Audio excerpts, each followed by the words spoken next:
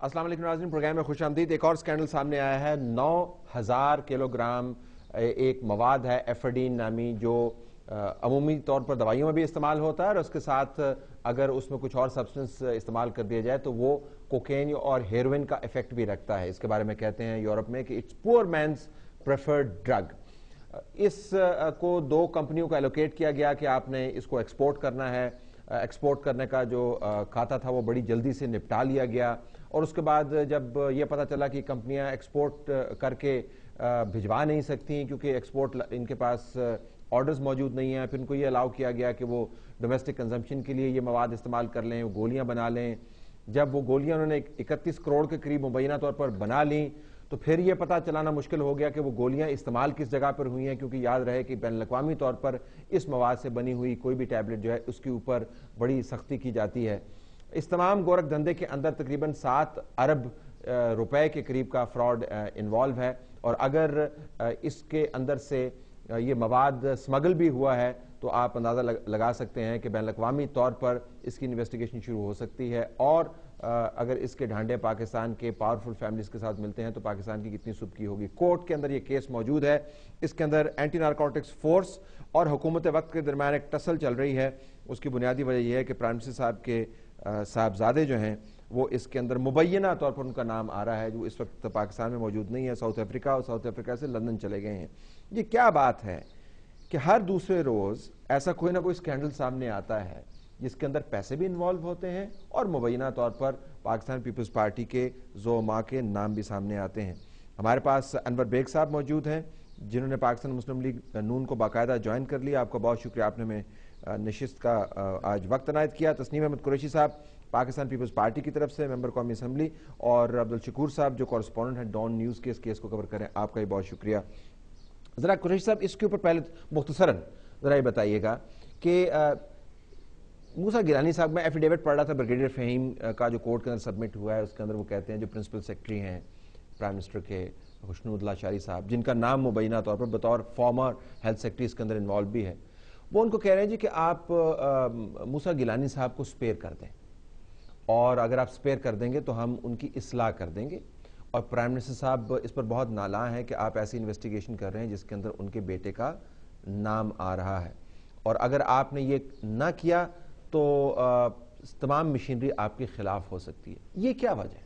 ये इस किस्म की बातचीत का क्या मकसद है? वो झूठ बोल रहे हैं ब्रिगेडियर साहब एफिडेविट सबमिट करके? जी, उन्होंने एफिडेविट दिया है तो इस वाला से एफिडेविट में जो कुछ उन्होंने लिखा है, अब इसकी सच्चाई या इसकी झूठ जो है वो तो बाद में पता चलेगा। लेकिन बात यह है कि अभी तो इल्ज़ामात आ रहे हैं और हमेशा पीपल्स पार्टी की क़यादत पर माजी के अंदर भी इल्ज़ामात लगे। जो टाइम गुजरा, जब कोर्ट ट्रायल हुआ और वो केसेस भी फारिग हो गए और वो बरी भी हो गए, तो इस वाला से ये एक इल्ज़ाम है। लेकिन इसके ऊपर क्योंकि ये केस अब अदालत में है, इसमें ज़्यादा कहना मुनासिब इसलिए नहीं होगा कि कोर्ट के अंदर जब हियरिंग एक केस की हो रही है उसमें मैं अपनी राय दूँ, अपना कोई वर्शन दूँ उस वाला से। लेकिन इस वाला से देखें, यही जमहूरी दौर है जिसके ऊपर मैं समझता हूँ आज डिक्टेटर का दौर नहीं है। जिसके मेरी सुन लेना, आज आप जरा कोई बात होती है, कोई एलिगेशन होता है, कोई इल्जाम होता है, आगाह कर दूं कि वो फिरदौस आशिक अवान साहिबा कह चुकी हैं कि वो इल्जामात गलत साबित हुए थे, तो आप भी फिर कमेंट कर सकते हैं कोई ऐसा। तो इस हवाला से मैं यही अर्ज कर रहा हूँ कि ये बातें जो चल रही हैं इस वाला से, तो इसमें जो कोर्ट में जब एक केस है तो कोर्ट डिसाइड करेगी और वहाँ पर स्टेटमेंट्स आ जाएंगी। और मूसा गिलानी जो मेरे में है कि उनका पहले का प्रोग्राम था बाहर जाने का, वो 3-4 रोज में वापस आ रहे हैं, तो वो अपना जो वर्शन है वो देंगे उसमें। तो इसमें ये सियासी सारा मतलब आपकी पार्टी को कोई फिक्र नहीं है कि प्राइम मिनिस्टर के बेटे का नाम, पहली मरतबा नहीं दूसरे बेटे का नाम किसी और स्कैंडल में आ चुका है? It doesn't affect you. Prime minister जो है वो कंटेम्प्ट केस के अंदर है, दोनों बेटों के ऊपर इल्जामात लग रहे हैं, नया scandal, so it doesn't affect you. मतलब आपके इफेक्ट ये चीजें करती जरूर है, लेकिन ये ही बेहतरी होती है। देखें, पीपल्स पार्टी को बड़ा डैमेज किया गया पिछले माजी के अंदर भी, और इसी तरह ही ट्रायल होते रहे, केसेस होते रहे, और 12 साल बाद 11 साल बाद आसिफ अली जरदारी को जेल के अंदर रखकर उसमें से कुछ भी ना निकला, बरी भी हो गए। तो आज मैं समझता हूँ यही एक सिलसिला जो चल रहा है वही दोबारा चल रहा है, और जब ट्रायल मुकम्मल होगा तो मैं समझता हूँ इसमें कुछ भी नहीं निकलेगा। बेग साहब, ये जो माजी का हवाला है ये पीपल्स पार्टी की मौजूदा क़यादत की सबसे बड़ी ढाल है کہ جی ماضی میں بھی کیس ہمارے خلاف بنے ہیں اور ابھی کیسز اسی قسم کے ہیں، جس سے مراد یہ ہے کہ اگر کیس جینون بھی ہوگا تو حوالہ ماضی کا اس کو کینسل کر دے گا. اس کا کیا توڑ ہو سکتا ہے؟ یا آپ کے خیال میں یہ بھی واقعتاً کے خلاف کیمپین ہے، کیا ہے؟ دیکھیں Talat, it is very painful کہ ایک prime minister of a country کی فیملی پہ، بچوں پہ خدا نخواستہ اس طریقے کے الزامات آئیں، اور جو بھی الزامات لگائے گا I mean at the head of state ہی ہو گیا، گورنمنٹ ہے، تو وہ سوچ سمجھ کے لگائے گا، وہ کوئی جھوٹ نہیں لگائے گا. I mean there has to be some substance in it.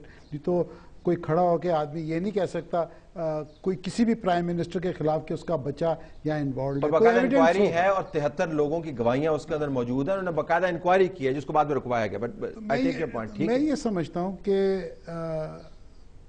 There has to be a lot of control نہیں رہا انفارچونیٹلی. اور یہ پہلا اسکینڈل نہیں ہے. اگر آج پہلا اسکینڈل ہوتا میں تسنیم صاحب کی بات کو 100% انڈورس کرتا کہ بھئی ایلیگیشن ہے. دیر آر ملٹیپل کیسز جو چل رہے ہیں سپریم کورٹ میں، ایلیگیشنز آئی ہیں، 10 دفعہ آئی ہیں. اور جب میں پیپلز پارٹی میں تھا میں اس وقت بھی ٹی وی پہ جا کے کہتا تھا کہ اگر پیپلز پارٹی کو ڈیمیج اگر کوئی کرے گا یہ اسکینڈلز کریں گے جب الیکشنز آئے گا. کیونکہ اس وقت آپ جیسے یہ پروگرام کر رہے ہیں، ایک پچھلے دور میں آج سے 15 سال پہلے تو ایسے پروگرامز نہیں ہوا کرتے تھے ٹی وی پہ. اویئرنیس بہت آ گئی ہے، لوگوں کو پتہ ہے کہ کون ڈیلیور کر رہا ہے، کون نہیں کر رہا، کون پیسے کھا رہا ہے، کون نہیں کھا رہا. تو میں یہ سمجھتا ہوں it is very sad for Pakistan, کیونکہ یہ آپ کو ایک انٹرنیشنل امیج پاکستان کا اچھا نہیں باہر جا. اور اس مرتبہ تو اس کے اندر کوکین اور ہیروئن جس سبسٹنس سے ملتی ہے وہ بھی ہے، اور یہ بڑا ہی ایک سیریس چارج ہے. آپ اندازہ نہیں کر سکتے اگر کہ انٹرنیشنل کمیونٹی نے ریئیکٹ کیا تو it can be very very fatal for Pakistan. Go ahead Shakoor صاحب. یہ جو ہے کہ کورٹ کے اندر کیسز جو ہیں ہمارے خلاف بڑے لگے ہیں، یہ بھی ویسا ہی کیس ہے جس طرح پہلے کیس فارغ ہوئے تھے، یہ بھی فارغ ہو جائیں گے. شاید اس دفعہ یہ صورتحال تھوڑی سی مختلف ہے، چونکہ پہلے جس کیس کا ذکر کر رہے ہیں حج کرپشن کیس کا، خاص طور پر اس میں نام لیا گیا تھا کہ ان کے جو بڑے بیٹے ہیں عبدالقادر گیلانی وہ مبینہ طور پر اس میں انوالو ہیں. بعد میں ایف آئی اے میں اپنی سٹیٹمنٹ بھی ریکارڈ کرانے گئے. ایف آئی اے کی جو صورتحال ہے انویسٹیگیشن کی آپ اچھی طرح جانتے ہیں. یہاں تھوڑا سا معاملہ مختلف ہے. تھوڑا سا بیک گراؤنڈ میں بتاؤں کہ ایک کویشمنٹ کی درخواست تھی. یہ رضوان احمد خان جو کہ اصل میں سمجھے جاتے ہیں کہ اس کے مرکزی کردار ہیں، جو بینیفیشری ہیں، فائدہ اٹھایا انہوں نے اس سے، ان کے خلاف گئی تھی اے این ایف کی ٹیم جو ہے سپریم کورٹ میں. لیکن اچانک پھر انہوں نے یہ خود ہی فیصلہ کیا کہ ہم وہ جو ریٹ کیے ہم نے اس کو واپس لیں گے. جب وہ واپس لینے گئے تو وہ سمجھ گئے، انہوں نے کہا کہ اس کے اندر کچھ معاملہ. طارق پرویز صاحب نے تو یہاں تک بھی کہا، جسٹس طارق پرویز نے، کہ کیا اس میں ملتان کے کسی آدمی کا ذکر ہے. کچھ دیر بات چیت کے بعد ایسا لگا کہ جو بریگیڈیئر فہیم ہیں وہ برسٹ آؤٹ ہوئے اور انہوں نے ساری بات جو تھی وہ سامنے لے کر آئے. اور فہیم صاحب نے جو بتایا وہ میرا خیال ہے اس میں کچھ اہم ترین چیز یہ وہ چیز ہے، سمری بھی ہے، لیکن یہ سب سے اہم اس لیے ہے کہ یہ ایفیڈیوٹ ہے، بیان الفی ہے، اور وہ اچھی طرح جانتے ہیں کہ اگر وہ غلط داخل کرائیں گے تو اس کے کیا. اس میں ایک بڑا دلچسپ جو فکرہ مجھے لگا وہ اس حوالے سے تھا جب انہوں نے کہا کہ مختلف ان کو ترغیب دیتے رہے خوشنود لاشاری مبینہ طور پر، جو پرنسپل سیکرٹری اور اس وقت ہیلتھ سیکرٹری تھے، اس وقت ہیلتھ سیکرٹری، یہ بریگیڈیئر فہیم اور پرنسپل سیکرٹری کے درمیان مکالمہ ہے. جی مکالمہ ہے.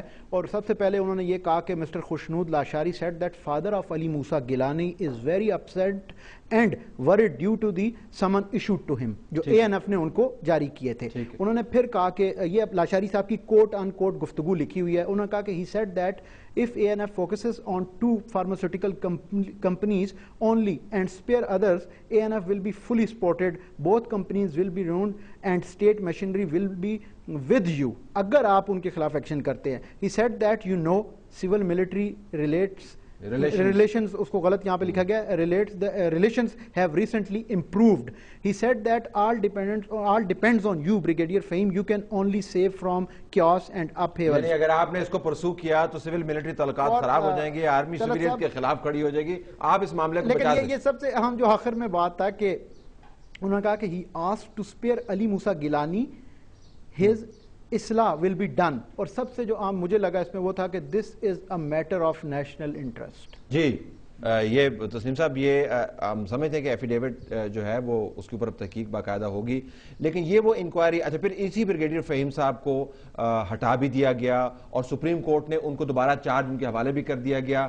ان کے اسٹاف کی تنخواہیں بھی لوگ اینٹی نارکوٹکس فورس کا ایک ایکٹ ہے 1997 کا, اس کے اوپر انہوں نے کہا کہ یہ بات قابل غور ہے. یہ آرڈر کے اندر, یہ آرڈر میں پڑھ کے آپ کو بتا رہا ہوں سپریم کورٹ کا, جس کے اندر یہ لکھا گیا کہ یہ بات قابل غور ہے کہ فیلڈ ڈائریکٹرز اور ڈائریکٹر جنرل کے عہدوں پر عام طور پر اینٹی نارکوٹکس فورس ایکٹ 1997 کے تحت حاضر سروس میجر جنرل اور بریگیڈیئر کے عہدوں کے افسروں کو لگایا جاتا ہے. لیکن حیرانگی ہے کہ اس کے بعد جب یہ بات ہوئی تو پھر 6 اپریل 2012 کو اس وقت کے جو تسلیم صاحب معاملہ یہ ہے کہ جمہوریت اور آپ کا جو مینڈیٹ ہے بہت جگہوں پر استعمال ہوتا ہوا نظر آتا ہے ذاتی مفادات اور بدعنوانی کو پروٹیکٹ کرتے ہوئے.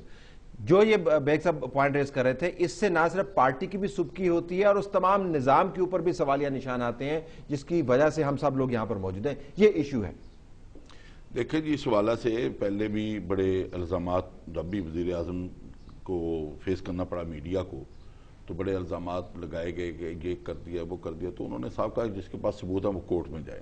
اب بھی بات یہ ہے کہ اگر کوئی ثبوت ہیں اور ایسی کوئی چیز ہے جس میں موسیٰ گیلانی یا وزیر اعظم کی بات ہو, کورٹ میں جائے, کورٹ ڈیسائیڈ کورٹ میں گئے نا تو پھر تو اس میں اس حوالے سے تو اس کے اوپر بریگیڈیئر فہیم کو فارغ کر دیا گیا. انہوں نے کہا جی آپ واپس ہیں آرمی کے پاس جائیں, اور چارج جو ہے وہ سیکرٹری صاحب کے حوالے کر دیا گیا. کیبنٹ ڈویژن کے تحت ان کو کر دیا گیا. وہاں پہ نرجس سیٹھی صاحبہ بیٹھی ہوئی ہیں. یہ تو آپ نے بڑا زبردست قسم کا نظام بنایا ہوا ہے, ہلنے نہیں دیتے آپ. میری بات سنیں, وہ تو ان کی ایک روٹین کی ٹرانسفرز تھیں اور ہوتی رہتی ہیں. یہ کوئی ضروری نہیں ہے کہ اگر کسی بریگیڈیئر نے بیٹھ گیا ہے تو اس نے جانا نہیں ہے. وہ ایک میں سمجھ روٹین کا ورک ہے.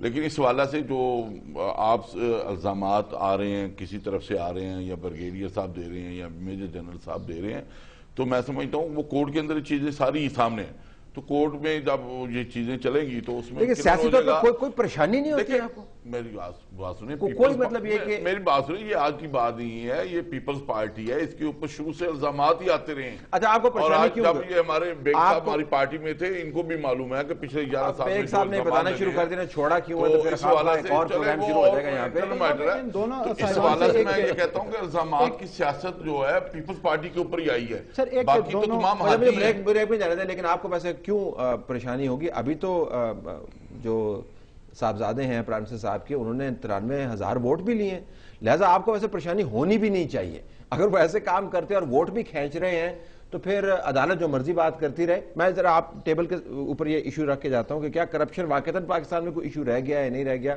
بریک کے بعد واپس آتے ہیں ناظرین.